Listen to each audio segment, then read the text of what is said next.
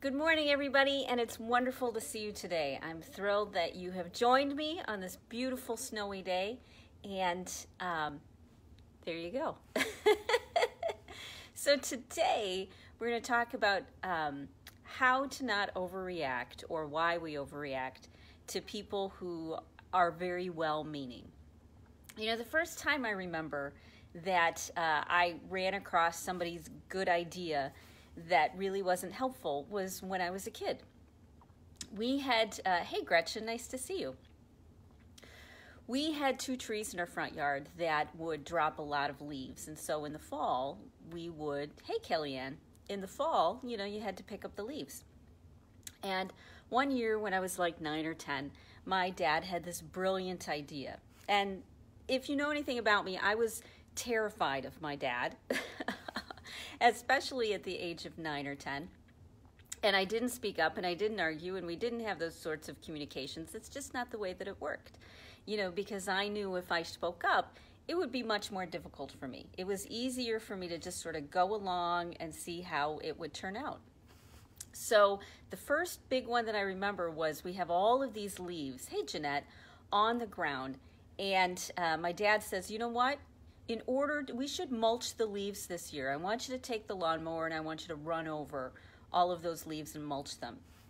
The leaves were at least 4 to 6 inches high, but because I wasn't gonna argue, you know, I took the lawnmower out and all the leaves ended up stuffed underneath the mower deck and the mower blade to the point that it eventually started a fire. Because of the muffler being so hot and the leaves being packed underneath there. Hey, Roxy. It was only when a fire started that I felt comfortable enough to go to my dad and say, you know what, I don't think this idea is going to work very well. So if you're anything like me, you've been in a lot of relationships with people who had really brilliant ideas for your challenges. And as time went by, I would get angrier and angrier. And so there would be these great people with, you know, seemingly good advice. But when they would start to give me that advice, I'd get really frustrated. And it would be hard for me because I'd want to have, you know, I'd want to stand up for myself. I'd stuff it down, all sorts of weird coping mechanisms, which just eventually made me sick. And I couldn't tell the difference between someone who was safe, who was actually well-intentioned, and someone who wasn't. Now, fast forward, you know, a couple decades, and we still, as kind, sensitive, compassionate women, we still run into the same sorts of problems. You know, when we're surrounded by people who are attacking us a lot, you know, who are more narcissistic and self-absorbed, we have a hard time, hey Lynn, we have a hard time seeing nice people who are out there that are really well-intentioned. And so what happens is we end up blowing up at them. We end up completely disregarding what they have to say, and we're going to march our own way come hell or high water. At least that's what it was for me. And that was very motivating. But it also meant that it took me a lot longer to heal and grow as a person. Hey, Glosse, nice to see you. It expanded the amount of time that it took for me to become happy because I was throwing the baby out with the bathwater. I couldn't see what they had to suggest from a rational light. I saw it from an emotional place. That's because in my world, you know, I was used to being attacked. I was used to people having really bad ideas and their ideas not having much merit to them, but I got stuck dealing with it. I ended up with a lot of stuck emotions around people wanting to help me. And so I would actually resist and push away people who wanted to be there for me because I couldn't trust their advice. I couldn't trust what they had to say. And one of the main reasons I would get mad was because there would be well-meaning people that wouldn't listen to what I had to say first. Because I didn't feel that they actually knew what I was going through, that they couldn't be helpful. And that was true a lot of times, because when you're in long-term trauma or long-term abuse of some sort, what happens is your brain and your body gets shaped a certain way. And the highest priority isn't necessarily fixing the problem. The highest priority is feeling connected to another human being. Now, other people are out there and they look at us, or they look at someone who's struggling and they want to help, but they really don't understand what it's like to be in your shoes. Many people did not have prolonged, sustained situations where they were under a lot of stress and they spent a lot of their life in fight or flight. And that's happening for a lot of the women who are on these live streams with me.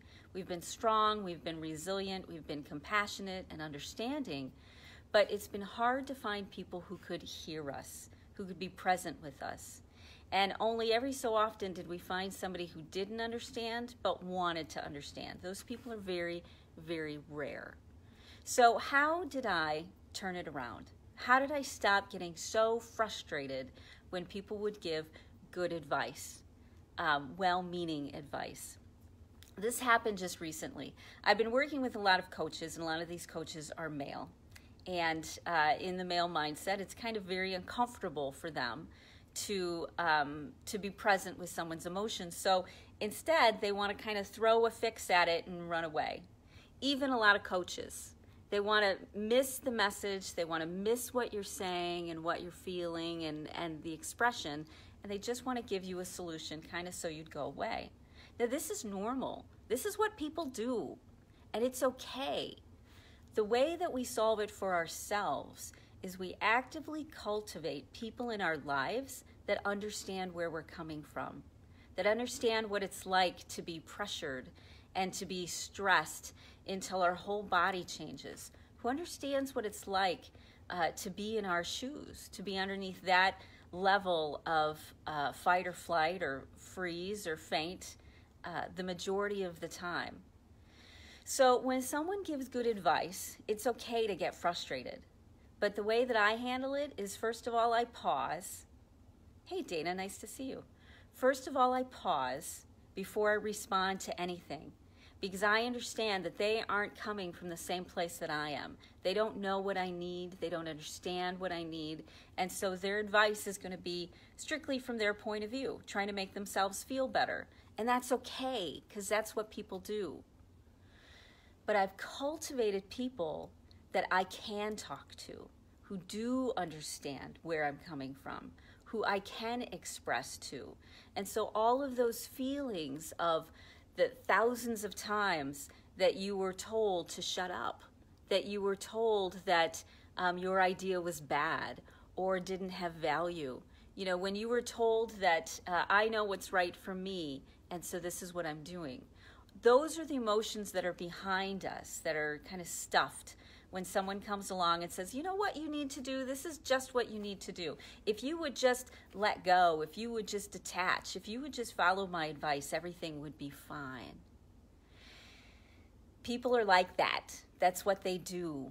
And so instead, you find people like me, you find a psychologist, you find a good energy healer, you find somebody who gets where you're coming from.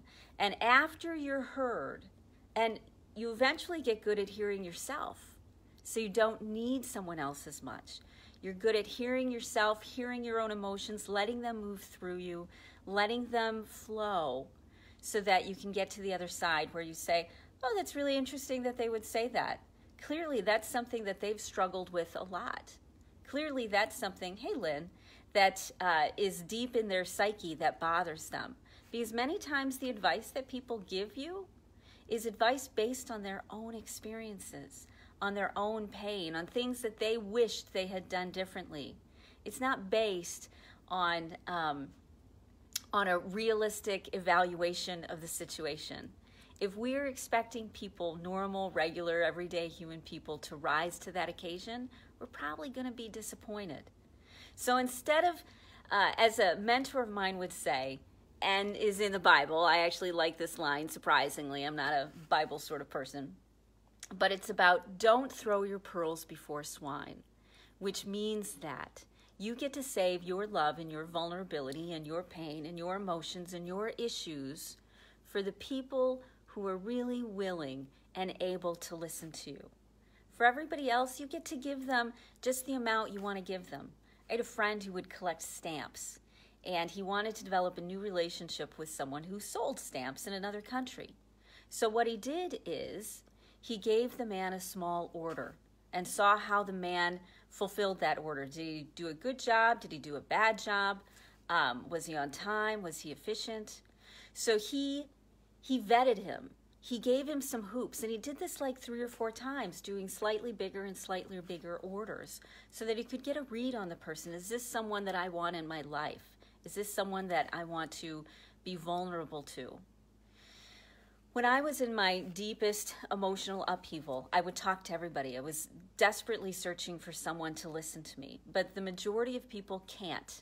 They aren't in that place. They really are in their own head dealing with their own things. Hey, Susan.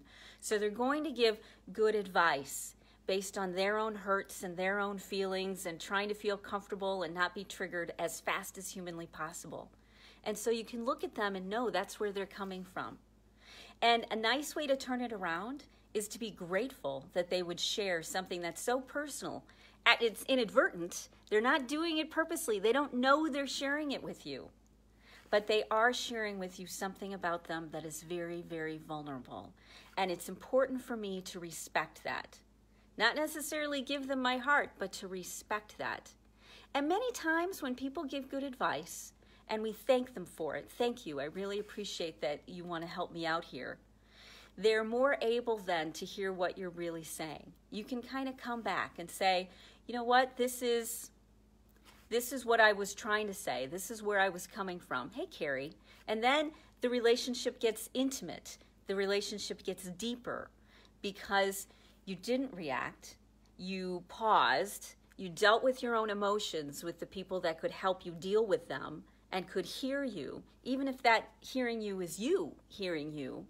And then you could come back to them and deepen the relationship and say, hey, I'd like to have some better communication with you. This is really what I was looking for. I was looking for some validation for how I feel. And then many people, when you come back to them like that, they're they want to do that. They want to help, and they want to help in the best way possible. So for the people that just want you to go away, they aren't worth your time. And you get to vet that out. You get to decide for yourself. And the people who do understand what it's like in your shoes, those are the ones that you can be most vulnerable with because they get it. I had a nurse practitioner ask me once that she's my nurse, my medical person, and she was starting to have people come into her office, young women who'd been abused and molested, and these women were telling her this, and she didn't know how to respond. Hey, Donna, nice to see you.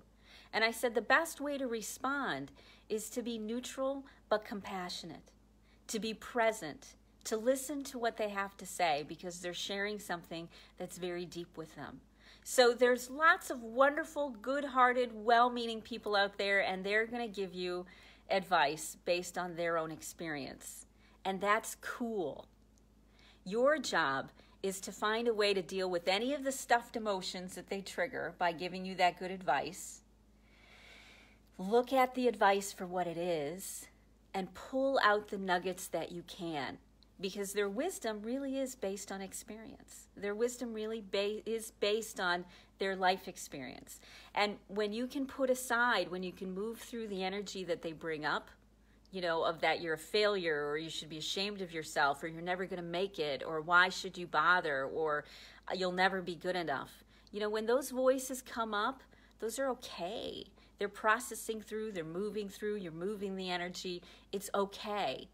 And then once you're present with yourself, without judging any of those thoughts or feelings, then the wisdom comes and you're able to come back to them and say, hey, thank you for your advice. It was really helpful.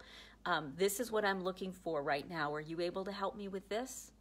So when you do that, that's how intimacy happens, and that's how relationship grows. Because most people do not know what it's like to be in constant fight or flight. More of them are getting to know that. More of them are understanding it because of the crazy world that we're in. But many of them don't really get what it's like to be in the middle of that emotion that you're in, okay? So cut them a little bit of slack, have a little bit of faith in them, deal with your emotions in a way with people who get it, who understand, deal with your emotions with yourself, and be okay with you and love yourself for that, and then come back and see if they're willing to have a dialogue or a conversation, because there's a lot of people who can. And the more people that you start to let in, but letting in smart with those hoops, with checking in. Can they handle this? Can they handle that? Are they able to handle this over there? The more you'll have to support you when you go through a tough day or a tough struggle. Okay? So here's your homework assignment for today. I want you to find one person that you would like to develop a deeper relationship with. And instead of going, whole hog or doing nothing at all, I want you to just send out a, hey, thanks for being in my life. Or, hey, it was nice to get to know you a little bit better. Things like that. Start out small, vet people, and the people who don't want to be there for you, they'll go away. And the people who do have really good hearts and do want to evolve as a person, they'll stay and they'll work on it with you. Okay? So one person that you have a good chance that would be capable of having a good relationship with you.